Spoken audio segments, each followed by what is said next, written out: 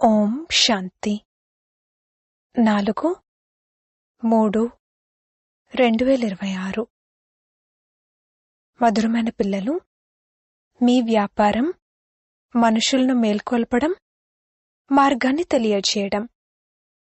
ఎంతగా మీరు దేహీ అభిమానులుగా ఈ తండ్రి పరిచయాన్ని వినిపిస్తారో అంతగా కళ్యాణం జరుగుతుంది. ప్రశ్న: పేద పిల్లలు తమకున్న ఏ విశేషత ఆధారంగా షావుకార్ల కంటే ముందుకు వెళ్తారు?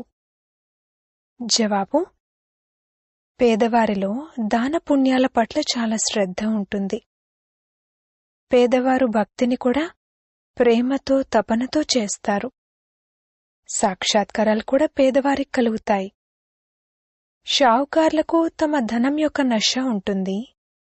వారి ద్వారా పాపాలు ఎక్కువగా జరుగుతాయి. అందుకే పేద పిల్లలు వారికంటే ముందుకు వెళ్ళిపోతారు. పాట: ఓం నమః శివాయ. ఓం శాంతి. నీవు తల్లివి, తండ్రివి, మేం నీ పిల్లలము. ఈ మహిమ తప్పకుండా పరంపిత పరమాత్మునికి గానం చేయడం జరిగింది. ఇది స్పష్టమైన మహిమ, ఎందుకంటే వారు రచయిత. లౌకిక తల్లిదండ్రులు కూడా పిల్లలకు రచయితలు. పారలౌకిక తండ్రిని కూడా రచయిత అంటారు. వారికి బంధు, సహాయకుడు అని చాలా మహిమ పాడతారు. లౌకిక తండ్రికి ఇంతటి మహిమ లేదు. పరంపిత పరమాత్ముని మహిమే వేరు. జ్ఞానసాగరుడు, నాలెడ్జ్ఫుల్ అని పిల్లలు కూడా మహిమ చేస్తారు. వారిలో మొత్తం జ్ఞానం ఉంది. ఈ జ్ఞానం శరీర నిర్వహణ కోసం చదువుకునేది కాదు. వారిని జ్ఞానసాగరుడు, నాలెడ్జ్ఫుల్ అంటారు. కావున తప్పకుండా వారి వద్ద జ్ఞానం ఉంది. కాని అది ఏ జ్ఞానం? ఈ సృష్టి చక్రం ఎలా తిరుగుతుంది అన్న జ్ఞానం ఉంది. కావున వారే జ్ఞానసాగరుడు, పతితపావనుడు. శ్రీకృష్ణుణ్ణెప్పుడూ పతితపావనుడు, జ్ఞానసాగరుడు అనరు. వారి మహిమ పూర్తిగా అతీతమైనది. ఇరువురూ భారత్ యొక్క నివాసులే. శివబాబాకు కూడా భారత్లో మహిమ ఉంది. శివ జయంతిని కూడా ఇక్కడే జరుపుకుంటారు. శ్రీకృష్ణ జయంతిని కూడా జరుపుకుంటారు. గీతా జయంతిని కూడా జరుపుకుంటారు. 3 జయంతులు ముఖ్యమైనవి. ఇప్పుడు మొదటి జయంతి ఎవరిదై ఉంటుంది? శివునిదా లేక శ్రీకృష్ణునిదా అన్న ప్రశ్న ఉత్పన్నమవుతుంది. మనుషులైతే పూర్తిగా తండ్రిని మర్చిపోయారు. శ్రీకృష్ణుని జయంతిని చాలా ఘనంగా, ప్రేమగా జరుపుకుంటారు. శివ జయంతి గురించి అంతగా ఎవరికీ తెలీదు. అంతగా గాయనం కూడా లేదు. శివుడొచ్చి ఏం చేశారు? వారి జీవిత చరిత్ర గురించి ఎవరికీ తెలియదు. శ్రీకృష్ణుని గురించైతే చాలా విషయాలు రాశారు. గోపికలను ఎత్తుకుపోయారని, ఇది చేశారని రాశారు. శ్రీకృష్ణుడు చేసిన పనుల గురించి ప్రత్యేకంగా ఒక మ్యాగజైన్ కూడా వెలువడుతుంది. శివుడు చేసిన పనులు మొదలైన వాటి గురించి అటువంటిదేదీ లేదు. శ్రీకృష్ణుని జయంతి ఎప్పుడు జరిగింది? ఆ తర్వాత గీతా జయంతి ఎప్పుడు జరిగింది? శ్రీకృష్ణుడు పెద్దవాడైన తర్వాతే జ్ఞానాన్ని వినిపించగలరు. శ్రీకృష్ణుని బాల్యం గురించైతే చూపిస్తారు. అతణ్ణి ఒక బుట్టలో పెట్టి ఆవలి తీరానికి తీసుకువెళ్లినట్లుగా చూపిస్తారు. పెద్దవాడైన తర్వాత రథంపై నిలబడినట్లుగా, సుదర్శన్ చక్రాన్ని తిప్పినట్లుగా చూపిస్తారు. అప్పుడు 16-17 ఏళ్లుండొచ్చు. మిగిలిన చిత్రాలు చిన్నప్పటివి చూపించారు. మరిప్పుడు గీత ఎప్పుడు వినిపించినట్లు? ఆ సమయంలోనైతే వినిపించుండకపోవచ్చు. ఫలానా వారిని ఎత్తుకుపోయారు, ఇది చేశారు, అది చేశారు అని రాసినప్పుడు మరి ఆ సమయంలో జ్ఞానం శోభించదు కూడా. జ్ఞానాన్నైతే వృద్ధులుగా అయినప్పుడు వినిపిస్తారు. గీతను కూడా కొంత సమయం తర్వాత వినిపించుంటారు. ఇప్పుడు శివుడేం చేశారు అన్నది ఏమీ తెలీదు. అజ్ఞాన నిద్రలో నిద్రిస్తూ ఉన్నారు. తండ్రి అంటారు, నా జీవిత చరిత్ర గురించి ఎవరికీ తెలీదు. నేనేం చేశాను? నన్నే పతిత పావనుడు అంటారు. నేనొచ్చినప్పుడు నాతో పాటు గీత ఉంటుంది. నేను సాధారణ వృద్ధ అనుభవజ్ఞుని తనువులోకొస్తాను. శివ జయంతిని మీరు భారత్లోనే జరుపుకుంటారు. శివ జయంతి, శ్రీకృష్ణ జయంతి, గీతా జయంతి ఈ మూడు ముఖ్యమైనవి. రాముని జయంతి అయితే తర్వాత జరుగుతుంది. ఈ సమయంలో ఏవైతే జరుగుతాయో వాటిని తర్వాత జరుపుకుంటారు. సత్యత్రేతాయుగాలలో జయంతులు మొదలైన ఉండవు. సూర్యవంశీయుల నుండి చంద్రవంశీయులు వారసత్వాన్ని తీసుకుంటారు. ఇంకెవరి మహిమ ఉండదు. కేవలం రాజుల పట్టాభిషేకాన్ని జరుపుకుంటూ ఉండొచ్చు. జన్మదినాన్నైతే ఈ రోజుల్లో అందరూ జరుపుకుంటున్నారు. అది సామాన్యమైన విషయమే. శ్రీకృష్ణుడు జన్మించారు, పెద్దవారైన తర్వాత రాజ్యం చేశారు. ఇందులో మహిమ యొక్క విషయమైతే లేదు. సత్యత్రేతాయుగాలలో సుఖమయమైన రాజ్యం కొనసాగుతూ వచ్చింది. ఆ రాజ్యం ఎప్పుడు ఎలా స్థాపనైంది అనేది పిల్లలైన మీ బుద్ధిలో ఉంది. తండ్రి అంటారు, పిల్లలు, నేను కల్పం యొక్క సంగమయుగంలో వస్తాను. కలియుగ అంతిమం పతిత ప్రపంచం, సత్యయుగ ఆది పావన ప్రపంచం. నేను తండ్రిని కూడా. పిల్లలైన మీకు వారసత్వాన్ని కూడా ఇస్తాను. కల్పకృతం కూడా మీకు వారసత్వాన్ని ఇచ్చాను. అందుకే మీరు జరుపుకుంటూ వచ్చారు. కాని పేరు మర్చిపోవడంతో శ్రీకృష్ణుని పేరు వేశారు. అందరికన్నా గొప్పవారైతే శివుడు కదా. మొదటెప్పుడైతే వారి జయంతి జరుగుతుందో అప్పుడు ఇతర సాకార మనుషుల జయంతి జరుగుతుంది. వాస్తవానికి ఆత్మలన్నీ పైనుండి దిగుతాయి. నేను కూడా అవతరిస్తాను.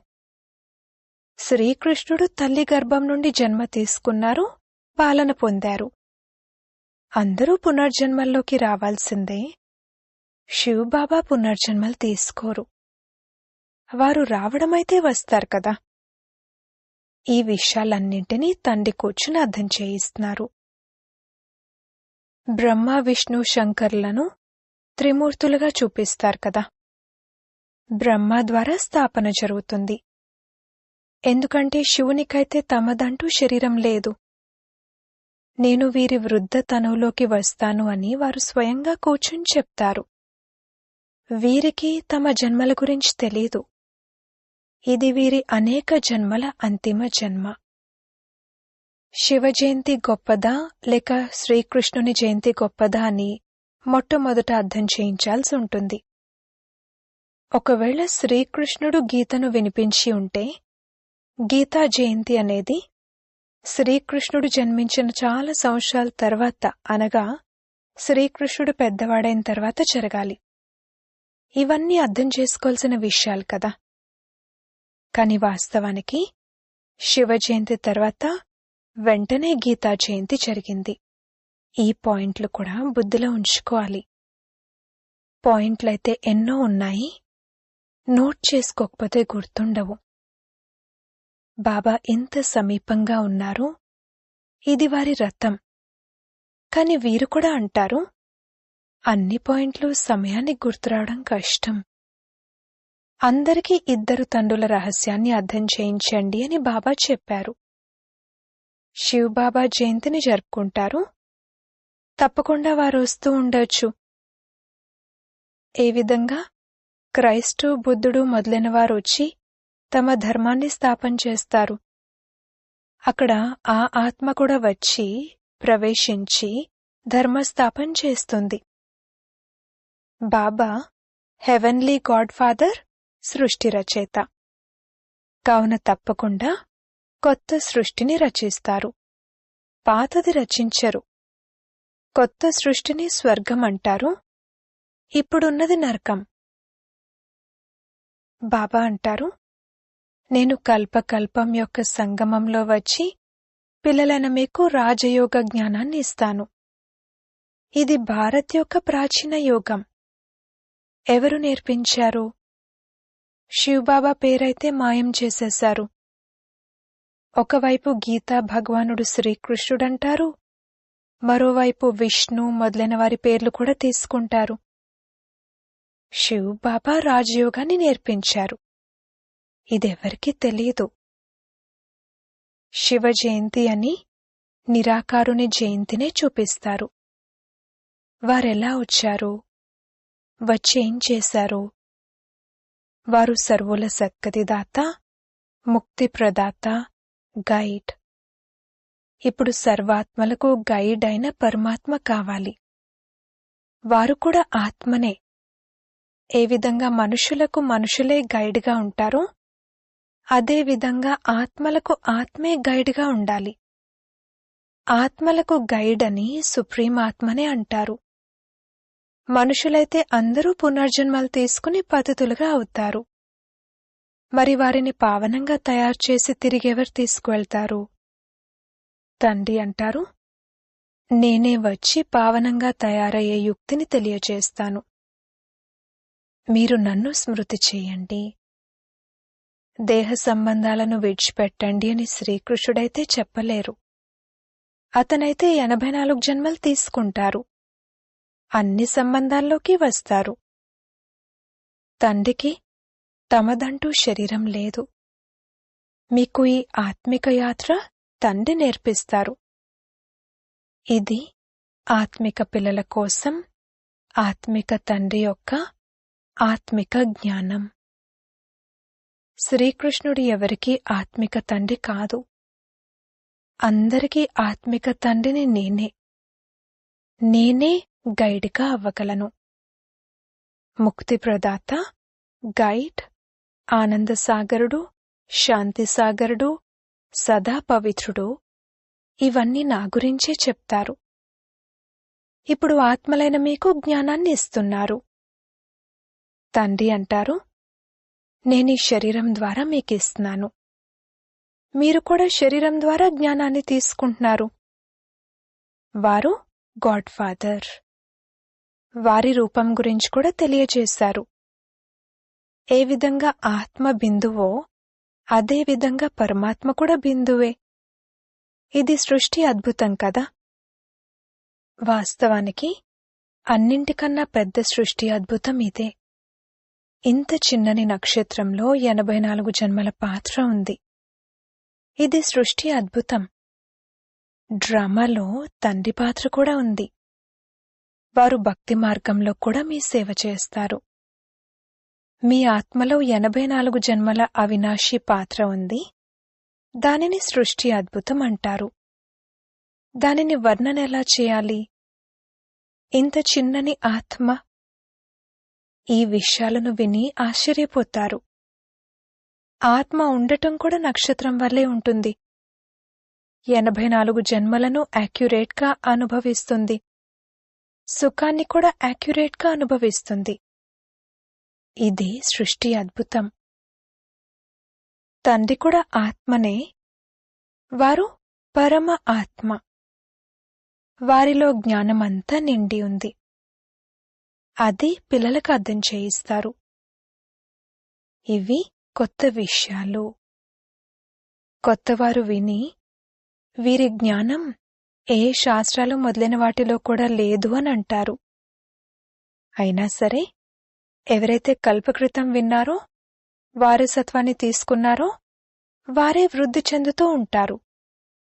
సమయం పడుతుంది. ప్రజలెంతోమంది తయారవుతారు. అది సహజమే. రాజుగా అవ్వడంలో శ్రమ ఉంది.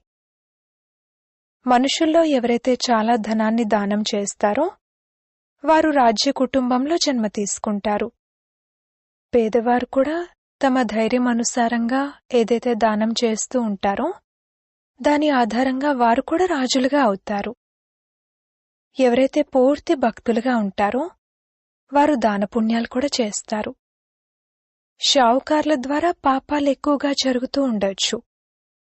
పేదవారికి శ్రద్ధ ఎక్కువ ఉంటుంది. వారు చాలా ప్రేమగా కొంచెం దానం చేసినా కాని ఎక్కువ లభిస్తుంది. పేదవారు భక్తిని కూడా చాలా చేస్తారు. దర్శనం ఇవ్వండి, లేకపోతే మేం శిరస్సు ఖండించుకుంటాము అని అంటారు. షావుకార్లు అలా చెయ్యరు. సాక్షాత్కారాలు కూడా పేదవారికి కలుగుతాయి. వారే దానపుణ్యాలు చేస్తారు, రాజులుగా కూడా వారే అవుతారు. ధనం ఉన్నవారికి అహంకారం ఉంటుంది. ఇక్కడ కూడా పేదవారికి 21 జన్మల సుఖం లభిస్తుంది. పేదవారు ఎక్కువగా ఉన్నారు, షావుకార్లు చివర్లో వస్తారు. అంత ఉన్నతంగా ఉన్న భారత్ మళ్ళీ ఇంత నిరుపేదగా ఎలా అయ్యింది అనేది మీరు అర్థం చేసుకుంటారు. భూకంపాలు మొదలైన వాటిలో మహళ్ళు మొదలైనవన్నీ పోతాయి, కావున నిరుపేదగా అయిపోతుంది. రావణ రాజ్యం ఏర్పడటంతో హాహాకారాలు జరుగుతాయి, కావున అటువంటి వస్తువులిక ఉండజాలవు. ప్రతి వస్తువుకు ఒక ఆయుష్ అనేది ఉంటుంది కదా. అక్కడ ఎలాగైతే మనుషుల ఆయుష్ ఎక్కువగా ఉంటుందో అలాగే భవనాల ఆయుష్ కూడా ఎక్కువగా ఉంటుంది. బంగారంతో పాలరాతితో పెద్ద పెద్ద భవనాలు తయారవుతూ ఉంటాయి. బంగారు భవనాలైతే ఇంకా దృఢంగా ఉంటాయి. నాటకాల్లో కూడా చూపిస్తారు కదా, యుద్ధాలు జరుగుతాయి, ఇళ్లు కూలిపోతాయి, కాని మళ్లీ తయారవుతాయి. వాటిని ముందే ఆ విధంగా తయారు చేసుకుని ఉంచుకుంటారు. నాటకాలలో స్వర్గమహళ్ళు మొదలైనవేవైతే తయారు చేస్తారో వాటిని మేస్త్రులు ఎలా తయారు చేస్తారు అనేది చూపించరు. అలాంటి భవనాలే ఉంటాయని భావిస్తారు. మున్ముందు మీకు సాక్షాత్కారం కలుగుతుంది. వివేకం ఆ విధంగా చెప్తుంది. ఈ విషయాలతో పిల్లలకే సంబంధం లేదు. పిల్లలైతే చదువుకోవాలి, స్వర్గానికి యజమానులుగా అవ్వాలి. స్వర్గం మరియు నరకం అనేకసార్లు గతించాయి. ఇప్పుడు రెండూ గతించిపోయాయి. ఇప్పుడిది సంగమం. సత్యుగంలో ఈ జ్ఞానం ఉండదు. ఈ సమయంలో పిల్లలైన మీకు పూర్తి జ్ఞానం ఉంది. లక్ష్మీనారాయణలకు ఈ రాజ్యాన్ని ఎవరిచ్చారు? ఇప్పుడు పిల్లలైన మీకు తెలుసు. వారు ఈ వారసత్వాన్ని ఎవరి నుండి పొందారు? ఇక్కడ చదువుకుని స్వర్గానికి యజమానులుగా అవుతారు. ఆ తర్వాత అక్కడికి వెళ్లి మహళ్ళు మొదలైనవి తయారు చేస్తారు. సర్జన్లు కూడా పెద్ద పెద్ద ఆసుపత్రులను తయారు చేస్తారు కదా. పిల్లలైన మీకు తండ్రి ప్రతిరోజు మంచి మంచి పాయింట్లు వినిపిస్తున్నారు. మీ వ్యాపారమే మనుషుల్ని మేల్కొల్పడం, వారికి మార్గాన్ని తెలియజేయడం. తండ్రి ఎంత ప్రేమగా కూర్చుని అర్థం చేయిస్తారో అలా అర్థం చేయించాలి. దేహాభిమానం అవసరం లేదు. తండ్రికి ఎప్పుడూ దేహాభిమానం ఉండదు. మీకు శ్రమంతా దేహీ అభిమానిగా అవ్వడంలోనే కలుగుతుంది. ఎవరైతే దేహీ అభిమానులుగా అయి కూర్చుని తండ్రి పరిచయాన్ని ఇస్తారో వారు అనేకుల కళ్యాణం చేస్తారు. మొదట దేహాభిమానం రావడంతో మిగతా వికారాలు వస్తాయి. కొట్లాడటం, గొడవపడటం, నవాబులా నడుచుకోవడం, ఇదంతా దేహాభిమానమే. మనది రాజయోగమే, కానీ మనం చాలా సాధారణంగా ఉండాలి. చిన్న విషయానికి అహంకారం వచ్చేస్తుంది. ఫ్యాషనబుల్గా ఉన్న గడియారాన్ని చూస్తే అది ధరించాలని మనసు కలుగుతుంది. ఆలోచన నడుస్తూ ఉంటుంది. దీనిని కూడా దేహాభిమానం అంటారు. మంచి ఖరీదైన వస్తువుంటే దాన్ని జాగ్రత్తగా చూసుకోవాల్సి ఉంటుంది. అది మాయమైతే ఆలోచనలు నడుస్తాయి. అంతిమ సమయంలో ఏదైనా గుర్తుకొస్తే పదవి భ్రష్టమైపోతుంది. ఇవి దేహాభిమానపు అలవాట్లు. ఇక అప్పుడు సర్వీస్కు బదులుగా డిస్సర్వీస్ కూడా తప్పకుండా చేస్తారు. రావణుడు మిమ్మల్ని దేహాభిమానులుగా తయారు చేశాడు. బాబా ఎంత సాధారణంగా ఉంటున్నారు అనేది మీరు చూస్తున్నారు. ప్రతి ఒక్కరి సర్వీస్ చూడడం జరుగుతుంది.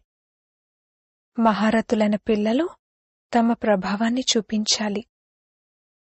మీరు ఫలానా స్థానానికి వెళ్లి భాషనివ్వండి అని మహారథులకే రాయడం జరుగుతుంది. ఒకరినొకరు పిలుచుకుంటారు. కాని పిల్లల్లో దేహాభిమానం చాలా ఉంటుంది. భాషనివ్వడంలో బాగున్నా కాని పరస్పరంలో ఆత్మిక స్నేహం ఉండటం లేదు. దేహాభిమానం ఉప్పు నీరులా చేసేస్తుంది. ఏ విషయంలోనైనా వెంటనే డిస్టర్బ్ అవ్వడం అనేది కూడా జరగకూడదు. అందుకే బాబా అంటారు, ఎవరినైనా అడగాలనుకుంటే వచ్చి బాబాని అడగండి. ఎవరైనా బాబా మీకెంతమంది పిల్లలున్నారు అని అడిగితే నేనంటాను, పిల్లలైతే లెక్కలేనంతమంది ఉన్నారు. కాని కొందరు కుపుత్రులు, కొందరు మంచి మంచి సుపుత్రులు ఉన్నారు. ఇటువంటి తండ్రికి ఆజ్ఞాకారులుగా నమ్మకస్తులుగా అవ్వాలి కదా. అచ్చా, మధురాతి మధురమైన సిక్కిలదే పిల్లలకు మాతా పితా బాప్దాదాల ప్రియ స్మృతులు మరియు గుడ్ మార్నింగ్. ఆత్మిక పిల్లలకు ఆత్మిక తండ్రి నమస్తే.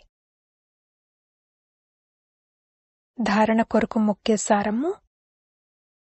మొదటి పాయింట్, దేహాభిమానంలోకి వచ్చి ఏ విధమైన ఫ్యాషన్లు చేయకూడదు. ఎక్కువ అభిరుచి ఉంచుకోకూడదు. చాలా చాలా సాధారణంగా నడుచుకోవాలి. రెండవ పాయింట్, పరస్పరంలో చాలా చాలా ఆత్మిక స్నేహంతో నడుచుకోవాలి.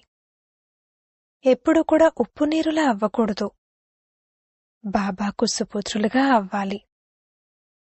అహంకారంలోకి ఎప్పుడూ రాకూడదు. వరదానము, తమ భాగ్యం మరియు భాగ్య విధాత యొక్క గుణగానం చేసే సదా ప్రసన్న చిత్ భవ.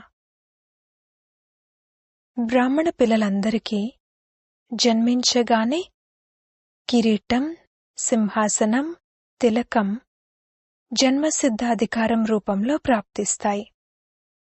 కావున మెరుస్తూ ఉన్న భాగ్య సితారను చూస్తూ తమ భాగ్యం మరియు భాగ్య విధాత యొక్క గుణగానం చేస్తూ ఉండండి.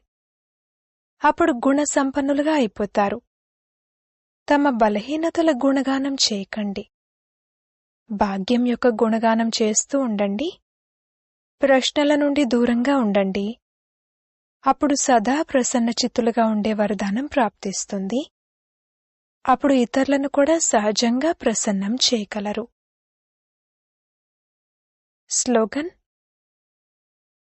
ఏకనామీ మరియు ఎకానమీతో నడుచుకోవడమే బ్రాహ్మణ జీవితంలో సఫలతకు ఆధారము. అవ్యక్త సూచనలు. నిశ్చయమనే పునాదిని దృఢంగా చేసుకుని సదా నిర్భయులుగా మరియు నిశ్చింతగా ఉండండి. నిశ్చయం సదా నిశ్చింతగా చేస్తుంది. మరియు ఎవరైతే నిశ్చింత స్థితిలో ఉంటూ ఏ కార్యాన్నైనా చేస్తారో వారు ఆ కార్యంలో తప్పకుండా సఫలురవుతారు. ఎందుకంటే నిశ్చింత స్థితిలో బుద్ధి యథార్థ నిర్ణయం తీసుకుంటుంది. యథార్థ నిర్ణయానికి ఆధారం నిశ్చయ బుద్ధి, నిశ్చింత స్థితి. ఇక అందులో ఆలోచించాల్సిన అవసరం కూడా ఉండదు. ఓం శాంతి.